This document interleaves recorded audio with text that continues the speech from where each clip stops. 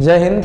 स्वागत है आपका विजय भव द कॉम्पिटिटिव वर्ल्ड के यूट्यूब चैनल पर। छात्रों, हम जीव विज्ञान के एक बहुत ही महत्वपूर्ण टॉपिक पाचन तंत्र, जिसे डाइजेस्टिव सिस्टम कहा जाता है, उस पर हम आज इस वीडियो में परिचर्चा करने वाले हैं। वीडियो के अंत तक जरूर बने रहिएगा, क्योंकि दांत से संबंधित सभी प्रश्न एवं जीभ से संबंधित सभी प्रश्न और लार ग्रंथि से जुड़े हुए एंजाइम के बारे में इसी वीडियो में बताया जाएगा।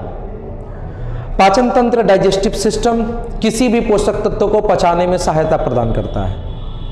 वह अंग, वह तंत्र जो किसी भी पोषक तत्वों को पचाने में सहायता प्रदान करता है, उसे हम कहते हैं पाचन तंत्र या फिर डाइजेस्टिव सिस्टम। परीक्षा के दृष्टिकोण से बहुत ही महत्वपूर्ण टॉपिक है। इसके साथ साथ हम अपनी दैनिक जीवन में यदि किसी पदार्थ को निगलते हैं, किसी पदार्थ को खाते हैं, तो उसका पाचन कैसे होता है और वह हमें ऊर्जा कैसे देता है, इसको देखना है। हम दूध और अंडा पीते ही थोड़ा सा मजबूती लगता है कि मजबूती शरीर में आ गया है, वह कैसे होता है, यही बताएगा पाचन तंत्र। वीडियो के लास्ट तक बने रहिए, आपको बहुत कुछ सीखने को आज मिलेगा। हम आज से अभी पाचन तंत्र को देखते हैं कि किस प्रकार से कार्य करता है। सबसे पहले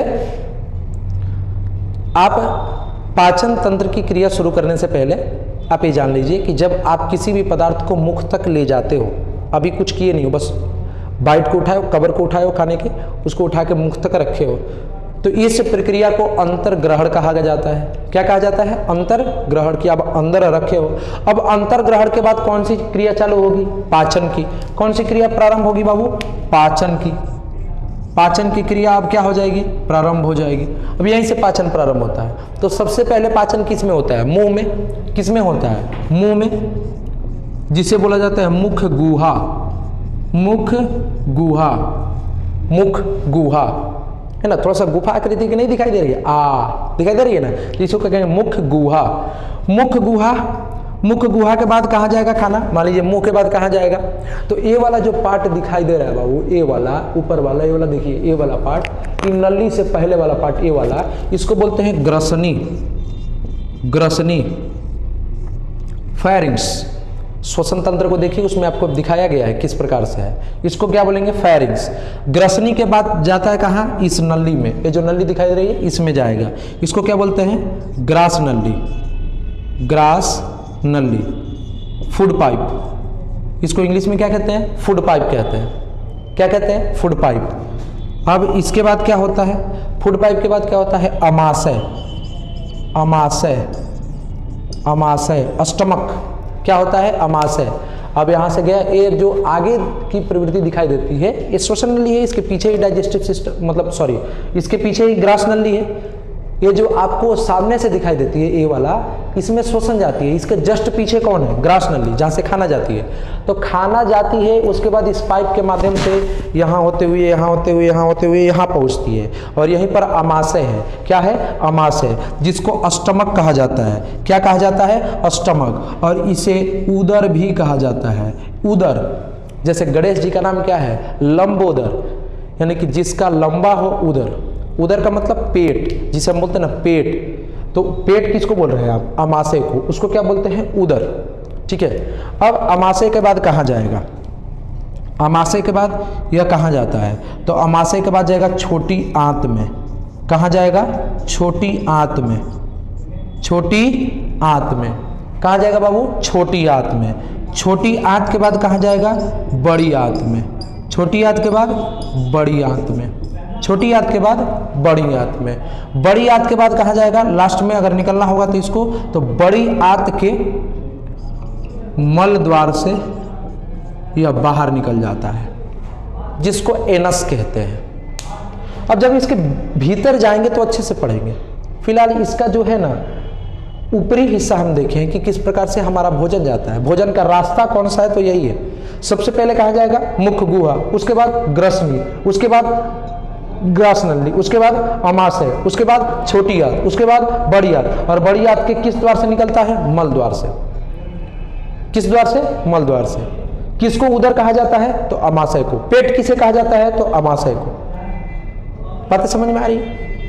अमाशय, यहीं से देखिए क्वेश्चन किस प्रकार से बनाया जा सकता है। अमाशय और ग्रसनी, अमाशय और ग्रसनी को कौन जोड़ रहा है? ग्रास नली जोड़ रहा है। अमाशय और ग्रसनी को कौन जोड़ रहा है? ग्रास नली जोड़ रहा है। नहीं हो रहा है क्या? ग्रास नली के ऊपर ग्रसनी होता है कि नीचे? तो ऊपर होता है। नीचे कौन होता है? अमाशय होता है, ध्यान रखिएगा। तो आज का हमारा टॉपिक है मुख गुहा। मुख गुहा। देखिए बच्चों, मुख में हम क्या करते हैं? एक तो हम खाना लिए, भोजन को ग्रहण किए, भोजन को लेते ही मुंह में क्या होता है कि दांत उसको कूटने लगती है, एकदम कूट रहा है, दांत एकदम चूर्ण बना रहा है। फिर लार निकलता है जो अपने एंजाइम के द्वारा उसे एकदम मुलायम कर देता है, उसमें उपस्थित जीवाणुओं को मार देता है। तो जो कूट रहा है वह फिजिकल वर्क कर रहा है, और जो उसमें से एंजाइम, लार में से जो एंजाइम मिल रहा है वह क्या कर रहा है? वह केमिकल का काम कर रहा है। बातें समझ में आ रही है? तो फिजिकल और केमिकल दोनों होता है इसमें। बातें समझ में आ रही है? तो फिजिकल और केमिकल दोनों कार्य हो रहा है इसमें। फिजिकल क्या हो रहा है? दांत से कूट रहा है। केमिकल का क्या कहाँ कार्य हो रहा है? तो लार ग्रंथि में से क्या निकल रहा है? एंजाइम निकल रहा है। बातें समझ में आ गई? अब देखिए, आज का टॉपिक कौन सा है आपका? मुख गुहा है। कौन सा टॉपिक है बाबू? मुख गुहा। मुख गुहा के बाद कौन पढ़ेंगे? ग्रसनी, उसके बाद ग्रास नली, उसके बाद अमाशय, उसके बाद छोटी आंत, उसके बाद बड़ी आंत, उसके बाद मलद्वार। बातें समझ में आ गई? अच्छा, यहां पर तो हम सब कर रहे हैं, कूट रहे हैं, काट रहे हैं, जो भी कर रहे हैं। इसके बाद क्या होता है? इसके बाद ये जाता है ग्रसनी में। क्या ग्रसनी और ग्रास नली में कुछ होगा? नहीं होगा, ये तो पाइप है। क्या इसमें पाचन की क्रिया होगी? नहीं होगी। यह केवल एक नली है। यह एक नली है जो मुख गुहा को अमाशय से जोड़ने का कार्य करती है। बातें समझ में आ गई? अब इसमें इन दोनों में कोई काम नहीं होगा। इन दोनों में कोई काम नहीं होता है, केवल जाने आने का रास्ता है। अमाशय में काम होता है, छोटी आंत में काम होता है, बड़ी आंत में कोई काम नहीं होता है। छोटी आंत में ही पाचन की पूरी क्रिया संपन्न करा ली जाती है, और जो अपशिष्ट पदार्थ बचते हैं उसको बड़ी आंत में भेज दिया जाता है। तो बड़ी आंत में पाचन की क्रिया नहीं होती है, ये इसमें भी नहीं होगी। पाचन की क्रिया किसमें हो गई? मुख गुहा में होती है, अमाशय में होती है, छोटी आंत में होती है। बड़ी आंत में होगी क्या? नहीं होगी। ये तो मल द्वार है, तो बाहर निकलने वाला है। तो प्रश्न पूछेगा कि निम्नलिखित में से कहां पर पाचन की क्रिया संपन्न नहीं होती है? तो 3 जगह नहीं होती। कितनी जगह? 3 जगह। कौन कौन? ग्रसनी, ग्रास नली और बड़ी आंत। ग्रसनी, ग्रास नली और बड़ी आंत कहां संपन्न होती है? मुख गुहा, उसके बाद अमाशय, अमाशय के बाद छोटी आंत। बातें समझ में आ गई? कंसेप्ट क्लियर है आप लोग? अब अभी का टॉपिक जो है मुख गुहा है, यानी कि इस मुख में क्या क्या है इसको हम जानते हैं कि किस प्रकार से मुख गुहा में सारी पाचन की क्रिया की जाती है। चलिए बिना देर किए हुए मुख गुहा के टॉपिक पे हम लोग चलते हैं।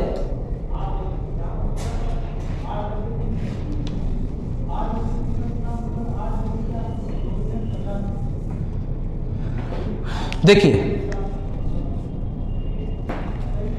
यहां से ले लिया जाए मुख गुहा। मुख गुहा में क्या क्या है देख ले।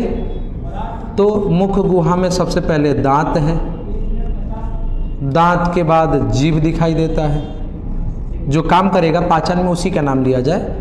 और एक काम करता है लार। क्या कार्य करता है? लार। अब सबसे पहले हमारी परिचर्चा किस पे होनी चाहिए? दांत पर, कि किस प्रकार से दांत काम करता है, दांत कितने प्रकार के होते हैं। चलिए देखा जाए।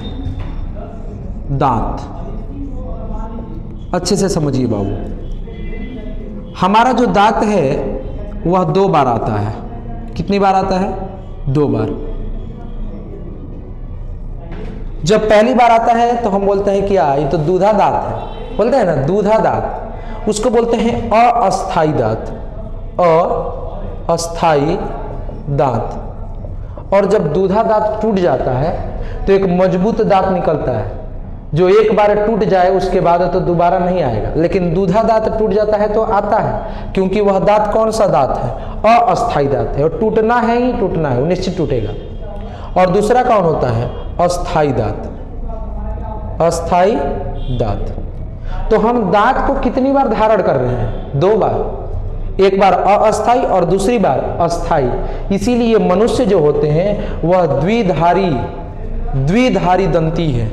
मनुष्य कौन से प्राणी है? द्विधारी। द्वि मतलब 2, धारी मतलब धारण करने वाले, दंत मतलब दांत, द्विधारी दंत को क्या करते हैं लोग, धारण करते हैं। तो 2 बार दांत आती है, इसीलिए इनको क्या बोला गया है, द्विधारी दंत, 2 बार दांत को धारण करने वाले, एक अस्थाई और दूसरा अस्थाई।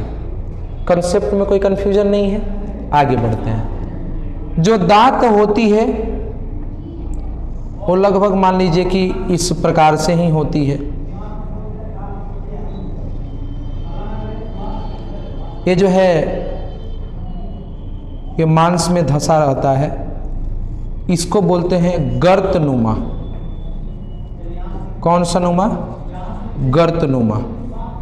तो कभी कभी प्रश्न पूछा जा सकता है कि मनुष्य की दांतें किस आकृति में धंसी रहती हैं, तो गर्तनुमा आकृति में। किस नुमा आकृति में, गर्तनुमा आकृति में। देख रहे हैं ना कि ऐसे धंसा है, इसी को बोलते हैं गर्तनुमा। तो 2 प्रश्न यहां से बन गया। पहला कौन कि दांत हम कितनी बार धारण करते हैं, तो 2 बार, इसीलिए हम कौन से जीव में गिने जाते हैं, द्विधारी दंत। और दूसरा हमारा दांत किस नुमा में आकृति में धंसा रहता है, तो गर्तनुमा। अगला देखिए, हमारे पास दांत कितने होते हैं, कितने प्रकार के होते हैं। पहले तो देखेंगे कि भाई दांत होते कितने हैं, वो तो बाद में देखेंगे, लेकिन दांत होते कितने प्रकार के होते हैं, दांत कितने प्रकार के होते हैं। तो विषमधारी हम लोग हैं, विषमधारी। बहुत प्रकार के दांत हैं, लेकिन बहुत में केवल 4 ही हैं, तो इसीलिए हम बोल दिए हैं विषमधारी। बातें समझ में आ गई। दांत 2 बार धारण करते हैं, इसलिए द्विधारी दंत। एक गर्तनुमा में होता है, इसलिए गर्तनुमा। और 4 प्रकार के दांत होते हैं, इसीलिए बोलते हैं कि विषमधारी है ना, विषम दंत है हमारे पास। देखिए अब एक कैसे दांत होता है, कौन कौन दांत का नाम होता है, इसको हम जान लेते हैं। 2 बार आता है, इसको तो देख लिए, गर्तनुमा में देख लिए। अब विषमधारी दांत जो है, इसी को जान ले तो हमारा जो दांत से संबंधित प्रश्न है वो अच्छे से समझ में आ जाएगा और पूर्णतः खत्म भी हो जाएगा। बातें समझ में आ गई ना बाबू। अब इसको चलो देख लेते हैं। अब मान लीजिए इसी को देखना है, दांत को। देखो दांत 4 प्रकार के होते हैं। कितने प्रकार के, 4 प्रकार के।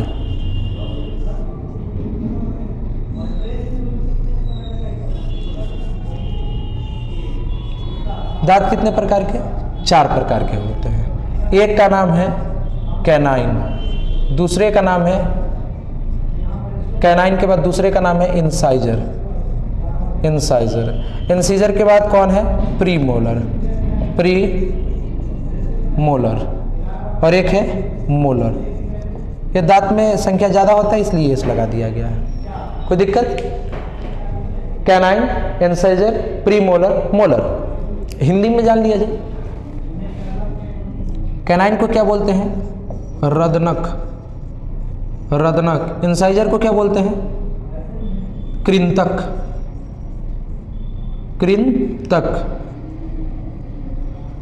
प्रीमोलर को अग्रचवर्णक, मोलर को चवर्णक। Canine, incisor, premolar, molar. या फिर आप इसको पहले भी कर सकते हैं, इंसाइजर, कैनाइन, प्रीमोलर, मोलर। कोई दिक्कत नहीं है, आप जैसा करें, आपको जैसे सुविधा लगे वैसे आप कर सकते हैं। पहले इंसाइजर को करना है कर लीजिए, पहले कृंतक को करना है कर लीजिए, कर ही देते हैं। यहाँ पे आप देख लीजिएगा, इंसाइजर फिर कैनाइन फिर प्रीमोलर फिर मोलर, या फिर कैनाइन, इंसाइजर, प्रीमोलर, मोलर, जिस तरह से आपको सुविधा मिले। कैनाइन को हिंदी में क्या कहते हैं, रदनक। इंसाइजर को कृंतक, प्रीमोलर को अग्रचवर्णक और मोलर को चवर्णक। अब पहले दांत दिखते कैसे हैं ऐसे, तो देखिए, जो आप मुख खोलिएगा तो जो नुकीला दांत होता है, ये जो नुकीला दांत हुआ उसी को बोलते हैं कैनाइन। नुकीले वाले दांत को क्या बोलते हैं, कैनाइन। और कैनाइन तो यहाँ है, जो सामने का दांत 4 ऊपर और 4 नीचे दिखता है, 4 ऊपर 4 नीचे। कैनाइन देख लो, कैनाइन 2 ऊपर ऐसे लटका रहता है और 2 नीचे से भी है, यानी कि जो नुकीला वाला दांत है 2 ऊपर और 2 नीचे। तो कैनाइन की संख्या कितनी होगी? 4 यहीं पे लिख लिया जाए, 2 ऊपर और 2 नीचे। नुकीला वाला दांत की संख्या कितना है? 4। और नुकीला वाला दांत जो है ऊपर देख लीजिए, ऊपर वाले दांत के बीच में कितने और दांत हैं? 4 ऊपर और 4 नीचे। ये जो सामने वाले दांत हैं इसी को कृंतक कहा जाता है। क्या कहा जाता है? कृंतक। क्या कहा जाता है? कृंतक। तो इसकी संख्या कहाँ हो गई? 4 ऊपर और 4 नीचे, यानी कि 2 कैनाइन, ऊपर वाले 2 कैनाइन के बीच कितने इंसाइजर? 4। नीचे वाले 2 कैनाइन के बीच कितने इंसाइजर? 4। तो 4 और 4 कितने हो गए? 8, यानी कि सामने वाला, सामने वाला। ध्यान रखिएगा, कौन? सामने वाला। अब प्रीमोलर पे आते हैं। जो ए कैनाइन है, नुकीला वाला दांत है, इसके बगल में 2 दांत इधर, 2 दांत इधर, 4 ऊपर हो गए तो 4 नीचे। बातें समझ में आ रही? कैनाइन के बगल में जो दो दांत होती है, 2 दांत, उसी को बोलते हैं प्रीमोलर। उसको क्या बोलते हैं? प्रीमोलर। कैनाइन के बगल में जो 2 दांत होती है उसी को कहते हैं प्रीमोलर। तो 2 दाया और 2 बाया, कितना हुआ? 4 ऊपर हो गया तो 4 नीचे। अग्र चवर्णक का संख्या कितना हो गया? 8। ये किसके बगल में होती है? तो रदनक के बगल में, रदनक के बगल में, रदनक के बगल में। ध्यान रखिएगा ना, रदनक के बगल में। अब मोलर पे परिचर्चा करते हैं। तो 2 दांत कैनाइन के बाद 2 दांत कौन है? प्रीमोलर है। उसके बाद जब हम वयस्क होते हैं, बच्चों की बात नहीं कर रहे हैं, वयस्क की बात कर रहा हूं। ये जो दांत दिखा रहे हैं वयस्क का, तो वयस्कों में क्या होता है? प्रीमोलर जो 2 दांत हो गई, इस 2 दांत के बाद 3 दांत ऊपर दाहिना में, 3 दांत ऊपर बायां में। तो 3 और 3 6, 3 नीचे 9 और 3 12। कितना दांत हो गया है? 12। चवर्णक की संख्या कितनी होगी बाबू? 12। कितनी? 12। अब अपनी दांत गिनिए, कितना हो गया? 4 रदनक, 8 कृंतक, 8 और 4 12, 8 अग्र चवर्णक, 12 8 20। अब 20 अब 12 कौन है? चवर्णक, मोलर। तो 20 और 12 32। तो वयस्कों में दांतों की संख्या कितनी हो गई? 32। वयस्कों में दांतों की संख्या 32। अब इसी 32 में किसी का 28 दांत है, किसी का 29 दांत है, यानी कि जो लास्ट वाला दांत है, जो लास्ट वाला मोलर है, वो किसी में नहीं उठता है, किसी में नहीं आ पाता है। किसी में दाहिना में आया है तो बायां में नहीं आया है, दाहिना बायां है तो ऊपर नीचे नहीं आया है। तो मोलर जो दांत की संख्या हो गई 3 है ना, तो इधर से गिनिए 1 2 3, थर्ड मोलर नहीं आया है। 1 2 3, हो सकता है कि इधर भी थर्ड मोलर नहीं आया है। तो 2 थर्ड मोलर को घटा दीजिएगा तो 32 में से 2 गया 30। उसके पास कितने दांत हैं? 30 दांत है। बोलते हैं सब दांत अगर 32 हो गया तो हम बोलते हैं अकल दाता।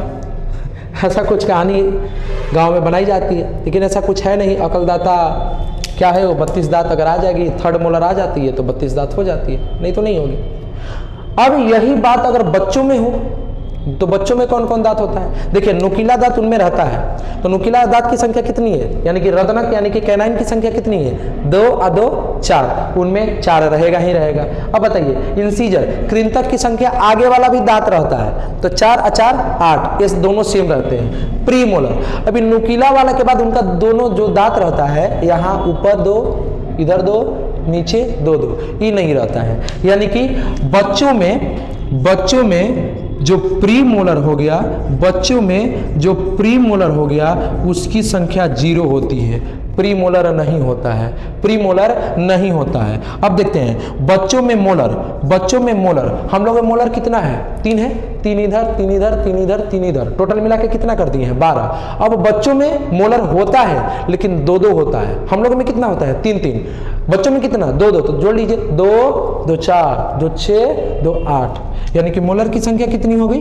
8 हो गई। अब टोटल जोड़ते हैं। प्रीमोलर कितना है? 0, इसको छोड़ दीजिए। मोलर कितना हुआ? 8। 8 के बाद इंसाइजर कितना है? 8 8 8 16, और कैनाइन कितना है? 4, यानी कि टोटल कितना हुआ? 20। कितना हुआ बाबू? 20। बच्चों में दांतों की संख्या कितनी हो गई? 20। बच्चों में दांतों की संख्या कितनी हो गई? 20।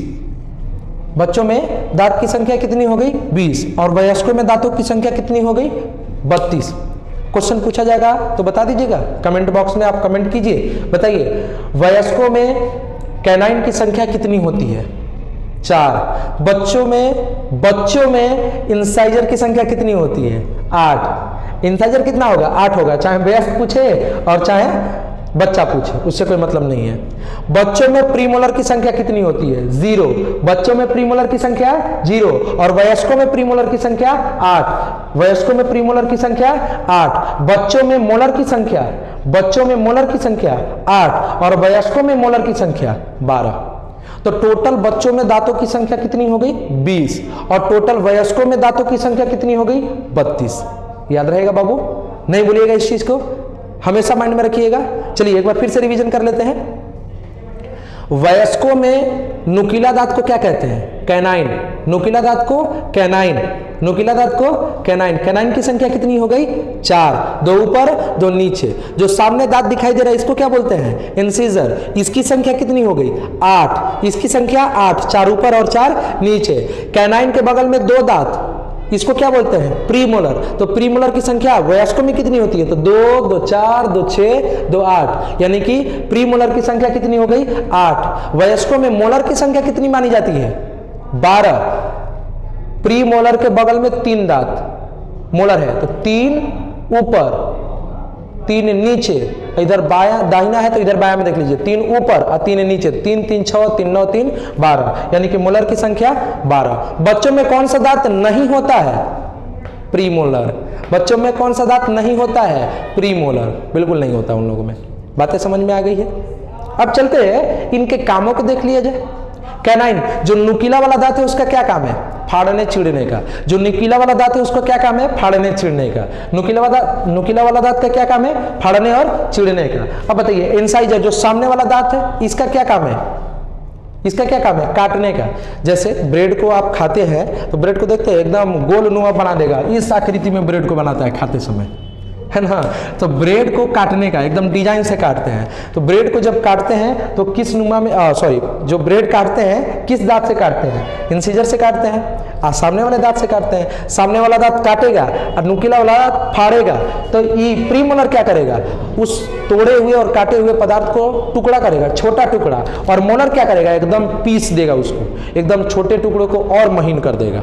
बातें समझ में आ गई है। चलिए अब दांत से जो प्रश्न बन सकते थे आपसे बन जाएगा, कोई रुकेगा नहीं।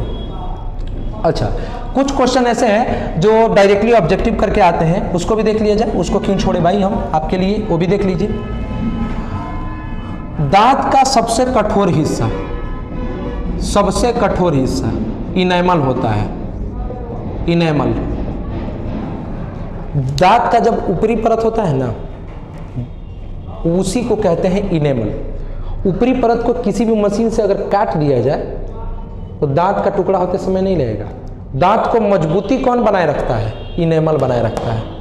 तो दांत का सबसे कठोर हिस्सा कौन है इनेमल। कैसे इनेमल को जानेंगे कौन इनेमल है। तो दांत का जो बाहरी हिस्सा रहता है, जो बाहर वाला दांत का हिस्सा रहता है उसी को क्या कहते हैं इनेमल कहते हैं। ध्यान रखिएगा बाबू। तो दांत का सबसे कठोर हिस्सा इनेमल। मानव शरीर का सबसे कठोर हिस्सा इनेमल, इससे कठोर कुछ नहीं है। मानव शरीर का सबसे कठोर हिस्सा इनेमल, पदार्थ बोल सकते हैं इसको। और दांत का सबसे कठोर हिस्सा कौन हो गया इनेमल हो गया। यहां से कोई क्वेश्चन नहीं रुकेगा आपका। दूसरी चीज, दांत हमारा सफेद क्यों होता है, किसके कारण। दांत हमारा सफेद किसके कारण होता है, क्या इनेमल के कारण होता है। जी नहीं, एक तत्व है जिसका नाम है फ्लोराइड।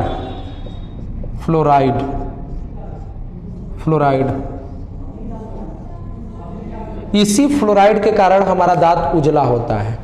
इसी फ्लोराइड के कारण हमारा दांत क्या होता है उजला होता है।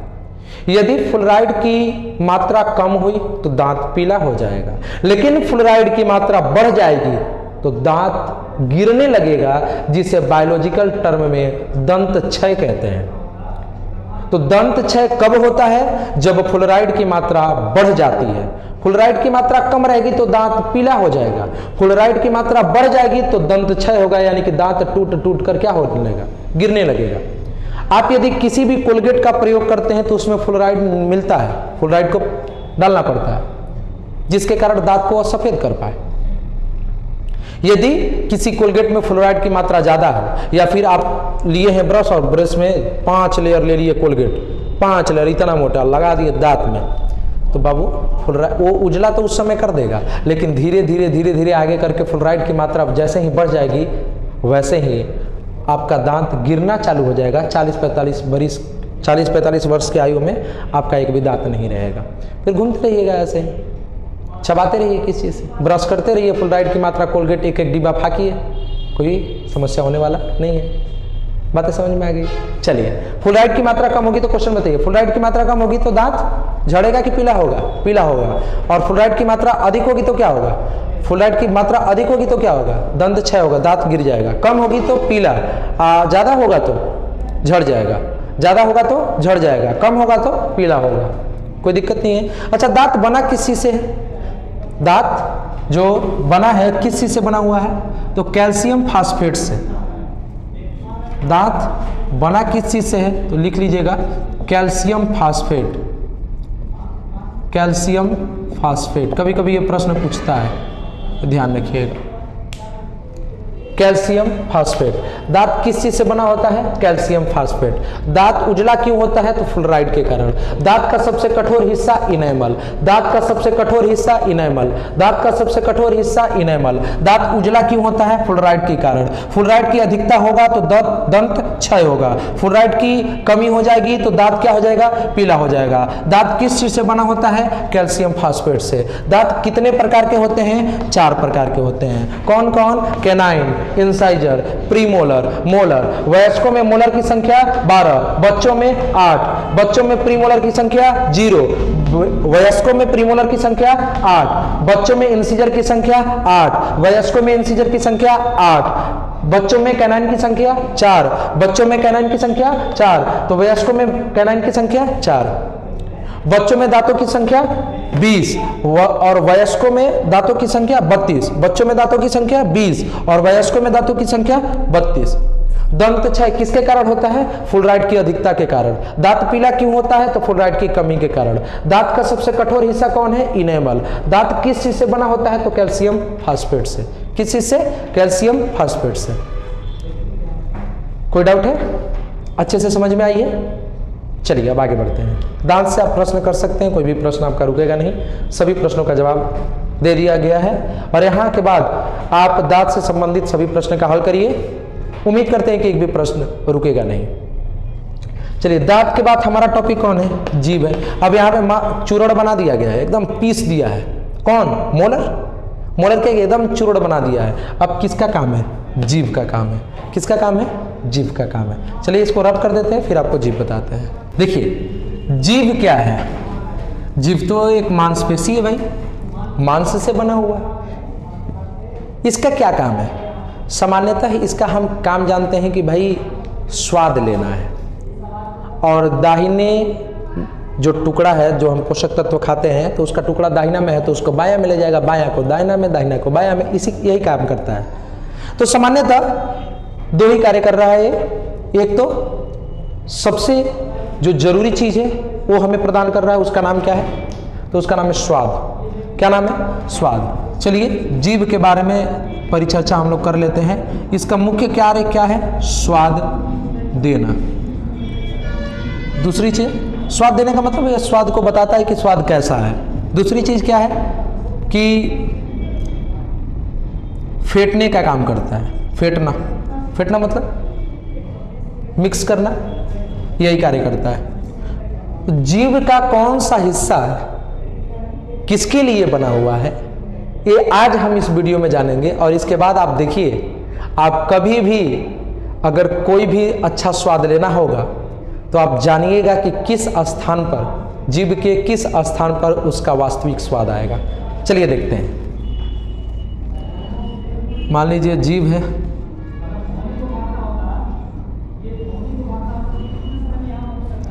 जीभ का जो एक किनारे वाला हिस्सा होता है, एकदम किनारे वाला, बाहर निकाले, एकदम किनारे वाला, जो एकदम किनारे वाला हिस्सा हो गया, ये नमक की मात्रा को बताता है। कि भाई आप नमक सही है कि गलत है, ज़्यादा है कि कम है। तो अब सब्जी जब बनाइएगा तो उसको हथेली पर लेके पीने की ज़रूरत नहीं है। हथेली पे लीजिए और जीभ से स्पर्श करके देख लीजिए कि नमक ज़्यादा है कि कम है। बातें समझ में आ गई है? चलिए, नमक का दे दिया। अब अगला, छोटा बड़ा जीभ हो सकता है, किसी एक का जीभ नहीं है। मेरा जीभ बिल्कुल नहीं है बाबू, ठीक है। अब जीभ का ए वाला हिस्सा इतना दूर, जीभ जब बाहर निकालते हैं तो ए वाला हिस्सा, ये वाला हिस्सा मिठास का आभास कराता है। तो चॉकलेट कभी भी खाना चाहिए तो जीभ के एकदम बाएं हिस्से पर रख लीजिए, खाइए, बहुत आनंद आएगा। ये जितना मीठा हो सकता है उतना मीठे का वास्तविक आनंद वही देगा। बाकी सभी चीज़ों में मिल जाएगी, बीच वाले हिस्से में तो सब कुछ मिलती है, लेकिन वास्तविकता कहाँ पता चलेगा? उसको जिसके लिए बनाया गया है। जैसे नमक को बीच में रखिएगा तो पता चल जाएगा कि क्या है, नमक कम है कि ज़्यादा है, लेकिन उसकी वास्तविक स्वाद कौन देता है? एकदम जीभ का बाहरी किनारे वाला हिस्सा। और जीभ का बाह्य हिस्सा, जैसे जीभ निकाले ये वाला हिस्सा किसका काम करेगा? मीठा बताता है। अब आगे बढ़िए।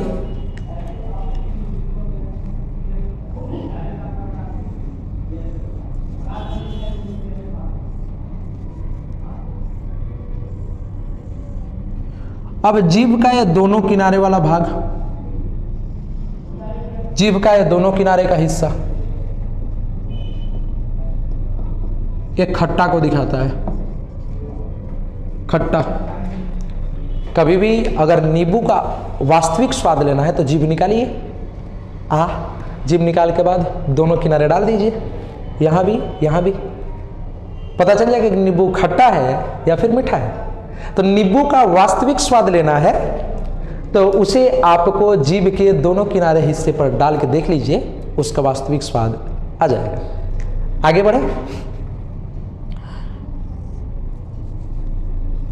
जीभ के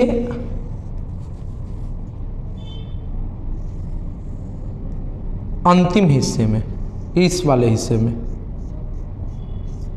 तीखा का अनुभव कराता है, जिसे हम क्या कहते हैं? कड़वाहट। तो कड़वाहट का आभास कहाँ होता है? जीभ के अंतिम भाग में। कड़वाहट का आभास कहाँ होता है? जीभ के अंतिम भाग में। कड़वाहट का आभास कहाँ होता है? जीभ के अंतिम भाग में। इसीलिए कभी भी अगर मान लीजिए सब्जी उब्जी बना रहे हैं और इसको खींच लिए, देख लिए उसका रस तीखा है, नमक कितना है, तो कभी कभी यहाँ जलन देता है, तो यहाँ जलन नहीं देता, तीखा लगता ही वहाँ पे ही है। बातें समझ में आ गई है? बताइए, नमक का वास्तविक स्वाद कहाँ आएगा? जीभ के एकदम बाहरी किनारे वाले हिस्से पर। मिठास कहाँ आएगा? जीभ के एकदम बाहरी वाले हिस्से पर, किनारे नहीं, बीचों बीच कर सकते हैं इसको। खट्टा दोनों किनारे, जीभ के दोनों किनारे। तीखा जीभ के एकदम पीछे, जीभ के एकदम पीछे। अब देखते हैं बीच में क्या होता है। मान लीजिए बीचों बीच क्या होगा, तो बीचों बीच का जो स्वाद होगा नमकीन का देता है। आप कुछ भी खाओ, कुछ भी पियो, स्वाद दे देगा। यानी कि ये जो जीभ के बीच वाला हिस्सा रहता है, इस वाले हिस्से में, इसको उमामी स्वाद कहते हैं। उमामी एक किसका भी स्वाद दे सकता है, खट्टा, मीठा, नमकीन, नमक, हर चीज का। जैसे टमाटर खाते हैं तो आधा हरा है आधा लाल है, कभी मीठा कभी खट्टा लगेगा, तो उसका स्वाद कौन देता है? उमामी स्वाद उसको बोलते हैं, और वह जीभ के बीचों बीच आता है। अब नमक लीजिएगा, बीच में रखिएगा, फिर भी स्वाद देगा, लेकिन वास्तविक स्वाद नहीं देगा। वास्तविक स्वाद कौन देगा? एकदम किनारे वाला हिस्सा। उम्मीद करते हैं कि जीभ से जितने प्रश्न बन सकते हैं बनाया जा सकता है। बताइए, जीभ में कड़वाहट का एहसास कहाँ होता है? जीभ के बाह्य हिस्से में कि जीभ के आंतरिक हिस्से में? कमेंट बॉक्स में जरूर बताइए, जीभ के किस हिस्से में? आंतरिक हिस्से में। बहुत सही। उमामी स्वाद कहाँ है? जीभ के बीचों बीच। बताइए, आपको जीभ में मिठास का आभास लेना है, वास्तविक स्वाद मीठा का लेना है, तो जीभ के बाह्य हिस्से में। नमक का स्वाद लेना है तो जीभ के बाह्य के किनारे वाले हिस्से में, एकदम किनारे, बाहरी किनारा। अब जीभ के दोनों किनारे क्या देता है? खट्टा देता है। जीभ के दोनों किनारे खट्टा देता है। बातें समझ में आ गई है ना बाबू? अब इससे जो प्रश्न बन सकता है आप बना लीजिए, एकदम निश्चित बन जाएगा, निश्चित ही बन जाएगा। अब बचा कौन? लार। अब यहाँ पर कौन बचा हुआ है? लार। इसको भी देख लिया जाए इसी वीडियो में। चलो भाई, लार को जीभ मिटा देते हैं। लार देख लीजिए, लार में पाए जाते हैं एंजाइम। लार में क्या पाए जाते हैं? एंजाइम। एंजाइम क्या होते हैं? ये सामान्यतः यहाँ के लिए बस इतना ही समझ लीजिए कि ये पोषक जब पाचन होता है तो उसमें गति प्रदान करता है कि और जल्दी जल्दी हो जाए और तेजी से हो जाए, बस यही करता है। तो एंजाइम गति प्रदान करता है कि जो हो रहा है उसको तीव्र कर दिया जाए। तो यहाँ से लगभग 3 एंजाइम का नाम याद रखिएगा, प्रश्न यहाँ से पूछा जाता है। एक का नाम है टाइलिन, टाइलिन। दूसरे का नाम है लाइसोजाइम, लाइसोजाइम। और तीसरे का नाम है म्यूलिन। क्या नाम है बाबू? म्यूलिन। एक का नाम है टाइलिन, दूसरे का नाम है लाइसोजाइम, तीसरे का नाम है म्यूलिन। टाइलिन क्या करता है? टाइलिन क्या करता है? तो टाइलिन जो होता है कार्बोहाइड्रेट के पॉलीसेकेराइड, जिसे हम स्टार्च कहते हैं, उसको डाइसेकेराइड में बदलता है। पॉलीसेकेराइड को डाइसेकेराइड में, पॉलीसेकेराइड को डाइसेकेराइड में, यानी कि स्टार्च को माल्टोज में बदलता है। स्टार्च को यहां पे लिख दिया जाए, स्टार्च को माल्टोज में बदलता है। स्टार्च को किस में बदलता है? माल्टोज में। रोटी और चावल दोनों में स्टार्च पाया जाता है। और स्टार्च पॉलीसेकेराइड है कि डाइसेकेराइड? पॉलीसेकेराइड है कि डाइसेकेराइड? कमेंट बॉक्स में उत्तर दीजिए। तो उसका उत्तर होगा पॉलीसेकेराइड। और पॉलीसेकेराइड स्वादहीन होता है, यानी कि रोटी और चावल का कोई स्वाद ही नहीं होता है, लेकिन वो तो रोटी जब आप खाते हैं तो मीठा लगता है। कैसे? इसी टाइलिन एंजाइम के कारण, इसी टाइलिन एंजाइम के कारण रोटी हमें मीठा लगता है। अगर यह लार में यह एंजाइम न पाया जाए, यह एंजाइम न हो, तो रोटी कभी मीठा नहीं लगेगा। तो रोटी मीठा क्यों लगता है? क्योंकि उसमें कौन सा एंजाइम कार्य करता है? टाइलिन। वह स्टार्च को किस में बदल देता है? माल्टोज। और माल्टोज एक मीठा चीज है, इसीलिए रोटी हमें क्या लगता है? मीठा लगता है। लाइसोजाइम, जब भोजन आप ग्रहण करते हैं तो ये पता नहीं होता है भोजन में जीवाणु है या नहीं है। तो भोजन में उपस्थित जीवाणु को कौन मारता है? लाइसोजाइम। भोजन में उपस्थित जीवाणु को कौन मारता है? लाइसोजाइम। कौन सा? लाइसोजाइम। लाइसोजाइम एंजाइम कहां से निकलता है? लार से। तो लार से निकलने वाली लाइसोजाइम एंजाइम किसको मारता है? भोजन में उपस्थित जीवाणु को। किसको मारता है? भोजन में उपस्थित जीवाणु को। अब कौन बचा? म्यूलिन। कौन बाबू बचा? म्यूलिन। म्यूलिन क्या करेगा? म्यूलिन क्या करेगा? तो यही चिपचिपा बनाता है। चिपचिपा, कभी भी आप खाना खाओ और उसको बाहर करो, उसको स्पर्श करो, चिपचिपा लगता है। किस एंजाइम के कारण? म्यूलिन के कारण, ताकि वह आराम से अंदर जा सके, नहीं तो सूखा रह जाएगा ना। तो म्यूलिन उस रोटी या दाल, उस चावल जो भी आप खाते हैं, उसको क्या बनाता है? चिपचिपा बनाता है। भोजन में उपस्थित जीवाणुओं को कौन मारता है? लाइसोजाइम मारता है। रोटी को मीठा का आभास कौन दिलाता है? टाइलिन दिलाता है। स्टार्च को किस में बदल देता है? माल्टोज में बदल देता है। तो मुख में इतनी सारी प्रक्रिया होगी। अब इस मुख के बाद हम चलेंगे ग्रसनी और ग्रासनली में, इसके बाद अमाशय में प्रवेश करेंगे। तो इसके बाद अगले वीडियो में हम मिलेंगे आपसे। यदि यह आपके लिए उचित वीडियो लगे और लगे कि हम यहाँ से कुछ सीखे हैं, तो प्लीज़ चैनल को सब्सक्राइब करें, लाइक करें और आगे आप शेयर करें। ठीक है, अभी के लिए इतना ही। अगला वीडियो बहुत जल्द दिया जाएगा। जय हिंद, जय भारत।